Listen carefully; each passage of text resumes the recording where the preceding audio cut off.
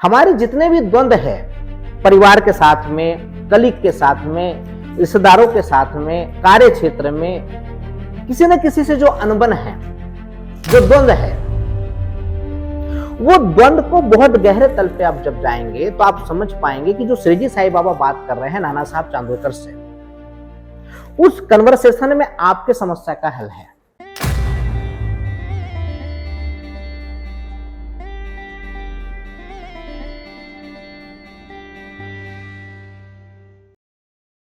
हर देश में तू, हर भेष में तू, तेरे नाम अनेक तू एक ही है।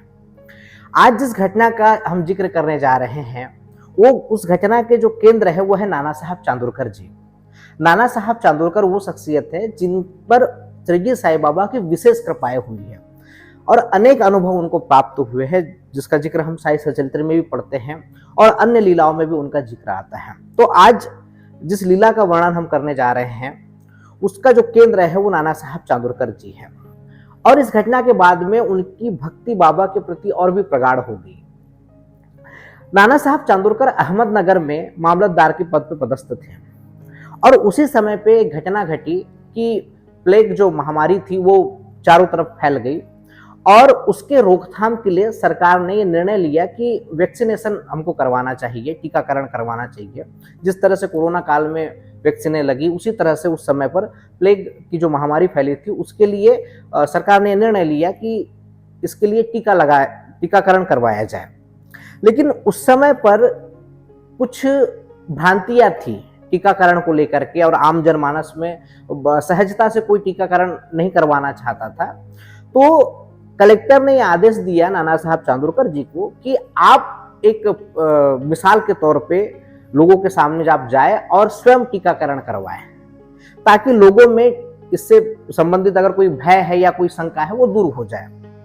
अब चूंकि नाना साहब चांदोरकर स्वयं एक मामलतदार थे, पढ़े लिखे थे, लेकिन फिर भी वो डरते थे उस टीकाकरण को करवाने के लिए। तब उन्होंने ये निर्णय लिया कि इसके लिए सबसे पहले बाबा से मैं अनुमति प्राप्त कर लूं और बाबा को मैं अपनी समस्या बताऊं कि भाई इस तरह से मुझे कहा जा रहा है तो इससे कुछ दुष्परिणाम तो नहीं होंगे। तो वो श्रीजी आए बाबा से परामर्श लेने के लिए। तो बाबा ने कहा कि इसमें डरने की कोई आवश्यकता नहीं है, तुमको टीका लगा लेना चाहिए, वैक्सीन जो है वो लगा लेनी चाहिए। इसके बाद में नाना साहब चांदोरकर गए और उन्होंने एक मिसाल के तौर पर वो टीकाकरण करवाया और उसके बाद में कोई किसी प्रकार का साइड इफेक्ट या कुछ इस तरह से नहीं हुआ और लोगों में एक अच्छा मैसेज गया। तो इस घटना से नाना साहब चांदोरकर को ये लगा कि बाबा कोई साधारण व्यक्तित्व वाले नहीं है, बाबा का व्यक्तित्व बड़ा ही अलौकिक और अनोखा है। और इसके बाद से नाना साहब चांदोरकर, जिसको हम कहते हैं कि चमत्कार को नमस्कार, तो ये जो उनके घटा चमत्कार उनके जीवन में, तो बाबा के प्रति उनकी जो श्रद्धा थी और भी प्रगाढ़ हो गई और नाना साहब चांदोरकर जी को बाबा पे और भी दृढ़ विश्वास होने लगा और उन्होंने ये सोचा कि मुझे बाबा के दर्शन करने के लिए बार बार जाना चाहिए और बाबा का जितना अधिक हो सके मुझे चिंतन मनन करना चाहिए। ये विचार नाना साहब चांदोरकर के मन में आया। लेकिन गृहस्थ की अपनी जिम्मेदारियां थी और वो चूंकि वो मामलतदार के पद पर पदस्थ थे तो ऑफिस के भी कुछ कार्य रहते थे, तो इन कार्यों के चलते उनको समय नहीं मिल पाता था कि वो साईं बाबा के पास में बार बार जा सके या उनका चिंतन मनन कर सके। तो वो बड़ी दुविधा में रहा करते थे। तो एक दफा इस दुविधा को लेकर के नाना साहब चांदोरकर श्री जी पहुंचते हैं बाबा के पास में और बाबा के पास में ये समस्या रखते हैं कि देवा ये समस्या है मेरी। तो बाबा ने इस समस्या के निपटारे के लिए नाना साहब चांदोरकर को एक उपाय बताया और उपाय बड़ा ही सरल और सहज था। उपाय ये था, बाबा ने ये कहा कि तुम दिन भर मेरे बारे में सोचते हो तो तुम हर छोटी छोटी चीज में मुझे ही देखा करो। और उन्हें एक उदाहरण भी दिया कि जब तुम किसी सब्जी को देखते हो तो तुम ये देखो कि वो मेरा ही विस्तार है, वो मेरा ही स्वरूप है। ये साईं बाबा ने कहा। तो जब नाना साहब चांदोरकर को ये सलाह दी साईं बाबा ने कि जो कुछ भी चीज देख रहे हो वो मेरी ही रचना है, तब नाना साहब चांदोरकर को समझ में आया कि बाबा क्या कहना चाह रहे हैं। आप इसको थोड़े गहरे तल पे देखिए तो श्री जी के साईं बाबा नाना साहब चांदोरकर को ये बताने की कोशिश कर रहे हैं कि सब जगह मैं ही हूं, मेरा ही विस्तार है, वो मेरी ही रचना है। और थोड़े आप गहरे तल पे आप जाएंगे तो आप इसको देख पाएंगे कि बाबा नाना साहब चांदोरकर से ये कह रहे हैं कि सब में तुम ही हो। बाबा अपने आप को माध्यम बना करके, ताकि तुम्हारी साधना हो सके, ताकि तुम अभ्यस्त हो सको, ये बताने की कोशिश कर रहे हैं कि ये जो समस्त चराचर तुमको दिख रहा है, जिसको तुम संसार कहते हो, उसके भीतर जो चेतना काम कर रही है वो मैं ही हूं। और वो मैं ही हूं जब ये कह रहे हैं, इसका मतलब वो है कि वो जिससे कह रहे हैं उसको ये बता रहे हैं कि वो भी तुम ही हो, क्योंकि तुम्हारे भीतर में, साईं बाबा के भीतर में और उस चीज में जिसको तुम देख रहे हो, उसका जो आधार है वो एक ही है, वो एक ही चेतना है। लेकिन इसको देखने में दिक्कत कहां पर आती है? जब तक के देखने वाला और दिखने वाला अलग अलग होगा, तब तक के द्वैत बना रहेगा। जो देखने वाला है, जैसे बाबा कह रहे हैं नाना साहब चांदोरकर जी को कि तुम सब्जी में भी मुझे देखो, तो यहां देखने वाले हैं नाना साहब चांदोरकर जी, और दिखने वाला है सब्जी, जिसकी बाबा ने जिसका उदाहरण दिया। सब्जी हो सकती है और भी अन्य कोई भी चीज हो सकती है जो दिख रही है। तो देखने वाला और दिखने वाला जब तक के अलग अलग बने हुए हैं, द्वैत हमेशा बना रहेगा। और ये खत्म कब होता है? जब मन के विकार और अहम खत्म हो जाते हैं, तो ये जो अलगाव है वो खत्म हो जाता है, और जो बचता है वो है सत्य।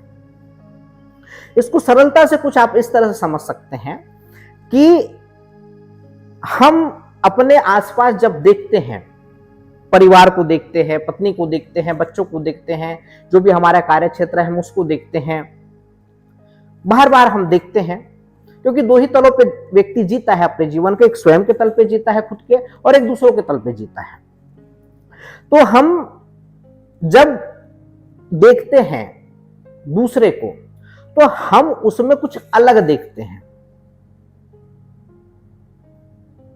तो बाहरी तौर पे वो अलग हो सकता है, और है ही वो अलग, लेकिन भीतर के तल पे वो सब एक ही है। जैसे तुम हो वैसे वो भी है, चाहे वो तुम्हारी पत्नी होगी, चाहे तुम्हारे कलीग होंगे, या कार्य क्षेत्र से संबंधित कोई भी चीज होगी, बच्चे होंगे, कोई भी होंगे। तो बाहरी तौर पे उसका जो स्वभाव होगा, उसका जो आचरण होगा, उसकी जो धारणाएं होगी वो अलग होगी। क्यों? क्योंकि वो उसका मूल स्वभाव नहीं है, वो उस पर आरोपित है। जिस तरह से तुम जो व्यवहार करते हो, तुम जो बातें करते हो, तुम्हारे जो विचार है वो संस्कारित है, ठीक उसी तरह से उसके भी जो संस्कार है, उसके भी जो धारणा है वो भी संस्कारित है। जैसे एक जो माला होती है, उस माला में अलग अलग फूल होते हैं, मोती होते हैं, और तमाम सारी चीजें जड़ी रहती है, और एक पूरी की पूरी हमको माला दिखाई देती है। लेकिन उस माला के भीतर इन सबको संजोए हुए, बांधे हुए कोई चीज है, वो है धागा। वो धागा हमको दिखाई नहीं पड़ता है, वो धागा हमको दिखाई नहीं पड़ता है, हमको दिखाई पड़ते बाहर बाहर के फूल। अब वो चूंकि फूल जो है वो अलग अलग प्रकृति के हैं, लेकिन इन सबको जो बांधने वाला तत्व है वो एक ही है। तुम जिससे जुड़े हुए हो, जिस धागे से, जो सामने तुमको दिख रहा है, वो भी भीतरी तल पर, निचली तल पे, गहन तल पे उसी एक तत्व से जुड़ा हुआ है।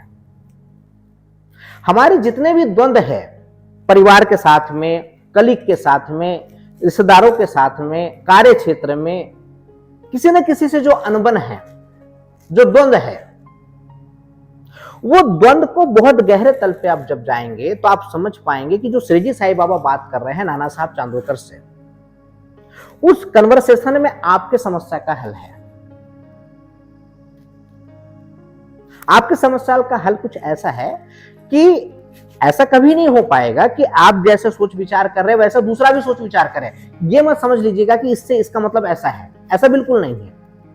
मतलब इसका कुछ ऐसा है कि आप जो विचार कर रहे हैं, आप जो सोच रहे हैं, जो भी आपका सही गलत है, और वो जो सामने वाला है, चाहे वो पत्नी हो, बच्चे हो, कलीग हो, या कोई भी ऐसा सामाजिक व्यक्ति भी हो सकता है, कोई भी ऐसी चीज हो सकती है, कोई भी विचारधारा हो सकती है, वो अलग हो, लेकिन उसकी जो विचारधारा और तुम्हारी जो विचारधारा है वो अलग अलग हो सकती है। लेकिन तुम्हारे भीतर जो है और उसके भीतर जो है उसमें कोई भेद नहीं है। और जब व्यक्ति इस बात को समझ लेता है तो आपके मन में जो द्वंद्वात्मक स्थिति है, जिस कारण से आप परेशान हैं अपने जीवन में, पूरा का पूरा जो दुख है आपके जीवन का पूरा जो परेशानी है वो इसी कारण से है, क्योंकि आप हर चीज को अलग अलग तलों पे देखते हैं। बाहरी तौर पे वो है भी, लेकिन जब आप गहरे उतरेंगे, जो कि अध्यात्म यही सिखाता है या सद्गुरु हमारा यही सिखाता है कि जब तुम भीतर उतरते हो, थोड़े गहरे उतरते हो, तो तुम पाते हो कि सब कुछ एक ही है। मेरे पत्नी के साथ में, मेरे दोस्त के साथ में, मेरे बच्चों के साथ में कुछ बात पे अनबन हो सकती है, और ये होना सहज है, ये होना बहुत बड़ी बात नहीं है, ये हो सकता है और ये होना चाहिए। लेकिन उससे क्या मैं दुखी हो रहा हूं, ये बहुत महत्वपूर्ण प्रश्न है। क्योंकि किसी भी बात से आप अगर दुखी हो रहे हैं, दुखी होने का अर्थ ये है क्योंकि जो आप दुखी हो रहे हैं वो दुख आपके अहम का हिस्सा है, वो आपका हिस्सा नहीं है।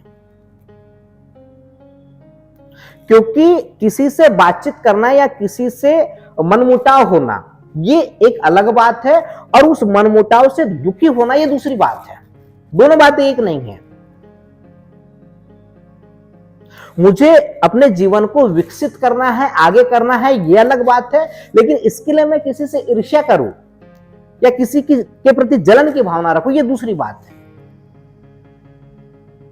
तो तुम अपने जीवन में जो दुख से ग्रसित हो, ईर्ष्या से ग्रसित हो और दुर्भावना से ग्रसित हो, दुखी हो, उसका मूल कारण ये नहीं है कि वो तुम्हारी वैचारिकता के दायरे में नहीं समा पा रहा है या वो उस तरह से नहीं सोच पा रहा है जैसे तरह से तुम सोच पा रहे हो। एक्चुअल में उसका कारण ये है क्योंकि तुम और तुम्हारा दुख, तुम्हारी ईर्ष्या, जो कुछ भी है वो तुम्हारे अहम के तल पे है।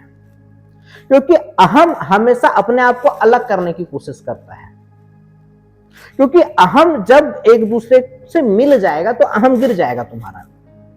इसलिए अहम थोड़ा अपने आप को अलग बनाने की कोशिश करता है। इसका मतलब ये बिल्कुल नहीं है कि सब कुछ एक हो जाएगा, जो जैसा है वो वैसा ही रहेगा, लेकिन वो चीज जो तुमको दुख पहुंचाती थी, वो चीज जिससे तुमको ईर्ष्या होती थी, जलन होती थी, दुर्भावना आती थी, वो चीज खत्म हो जाएगी। क्योंकि तुम पाओगे कि जो मैं बात कर रहा हूं और जो सामने वाला बात कर रहा है, ये दोनों बातें धारणाओं के तल पे हैं, मान्यताओं के तल पे हैं, लेकिन भीतर में मेरे वही परमात्मा है, वही आत्मा है जो उसके भीतर में है। साईं बाबा यही कह रहे हैं कि तुम छोटी छोटी बातों में मुझे देखा करो, चीजों में मुझे देखा करो, क्योंकि वो मेरी ही रचना है, मेरा ही विस्तार है। तो वो गहरे तल पे ये कह रहे हैं कि वो तुम ही हो, वो तुम्हारा ही विस्तार है। बाबा ये समझा रहे हैं नाना साहब चांदोरकर को और हमको। तो हम और आप देखिए कि जो दुख की स्थिति बनती है, जो ईर्ष्या की स्थिति बनती है, जो द्वंद्व की स्थिति बनती है, वो इसलिए बनती है क्योंकि हम भीतरी तौर पे अभी भी अहम के तल पे ही सब कुछ देख पा रहे हैं। लेकिन अहम से उठ करके जब आत्मा के तल पे हम देखते हैं, तब हम पाते हैं कि सब कुछ एक ही है। विचार अलग हो सकते हैं, धारणाएं अलग हो सकती है, विचारधारा अलग हो सकती है, मान्यता अलग हो सकती है, इसमें कोई उलझन नहीं है। अगर किसी से मेरा झगड़ा हो गया तो झगड़ा हो जाना कोई गलत नहीं है, लेकिन उस झगड़े के बाद से जो मुझे परेशानी हो रही है, मुझे दुख हो रहा है, उसका कोई औचित्य नहीं। वो तभी हो सकता है जब तुम अहम के तल पे हो। अहम तुमको दुखी करता है, अहम तुमको दुख देता है, अहम से तुम्हारे भीतर में ईर्ष्या उठ रही है। और जब तुम सब में भीतरी तौर पे देख पाते हो कि भाई ठीक है, तुम हमसे असहमत हो, लेकिन हमको पता है कि तुम्हारे भीतर वही है जो मेरे भीतर में है, तो वैचारिक रूप से कोई चीज है तो बात हो गई, बात आई गई, खत्म हो गई, लेकिन उसके लिए दुखी होने की आवश्यकता नहीं है। अगर इससे संबंधित कोई प्रश्न आपके मन में होगा तो आप व्हाट्सएप कर सकते हैं या कमेंट बॉक्स में अपना जो है प्रश्न रख सकते हैं।